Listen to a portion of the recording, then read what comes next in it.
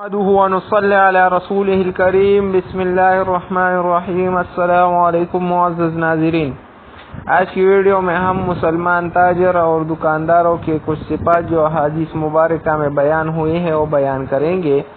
تو نمبر 1، تقوی۔ رسول اللہ صلی اللہ علیہ وآلہ وسلم کے ارشاد کا مفہوم ہے کہ تاجر لوگ قیامت کے دن نافرمان لوگوں میں شامل کر کے اٹھائی جائیں گی، سوائے ان لوگوں کے جو تقوی اختیار کرے، اللہ سے ڈرے، نیکی کرے اور سچ بولے۔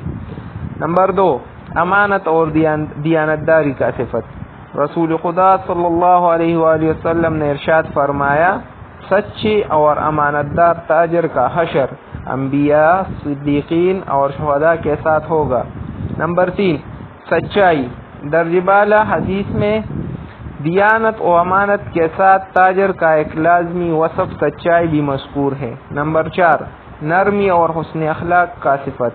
اللہ تعالیٰ اس شخص پر رحم فرمائے جو بیچتی ہوئی، خریدتی ہوئی، ادائی کے وقت اور تقاضا کرتی ہوئی نرمی کا معاملہ کرے۔ نمبر 5، بہتر ادائیگی کا صفت۔ آپ صلی اللہ علیہ وآلہ وسلم فرماتے ہیں کہ تم میں سب سے بہتر وہ ہے جو ادائیگی میں سب سے بہتر ہو۔ نمبر 6، تول میں جھکاؤ۔ رسول اللہ صلی اللہ علیہ وسلم نے ارشاد فرمایا، تولو اور جھکتا تولو۔ نمبر 7، صبح سویری بیداری کی صفت۔ اللہ کے نبی صلی اللہ علیہ وآلہ وسلم نے دعا فرمائی، اے اللہ میری امت کے لیے صبح کے اوقات میں برکت عطا فرمائے۔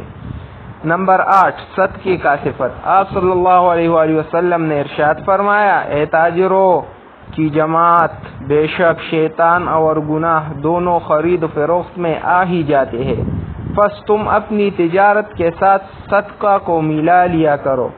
نمبر 9، سخاوت کا صفت۔ رسول اللہ صلی اللہ علیہ وآلہ وسلم نے ارشاد فرمایا، اللہ تعالی صحیح ہے اور سخی شخص کو پسند فرماتے ہیں۔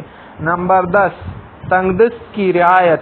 نبی رحمت صلی اللہ علیہ وآلہ وسلم نے ارشاد فرمایا کہ جو کسی تنگ دست کو مہلت دے یا معاف کر دے، اللہ تعالیٰ قیامت کے دن اس کو اپنے عرش کے سائے میں جگہ دے گا، جس دن اللہ کے عرش کے سائے کے علاوہ کوئی سایہ نہ ہو۔ اللہ تعالیٰ ہمارے تمام تاجر اور دکاندار بھائیوں میں یہ صفات پیدا کرے، آمین۔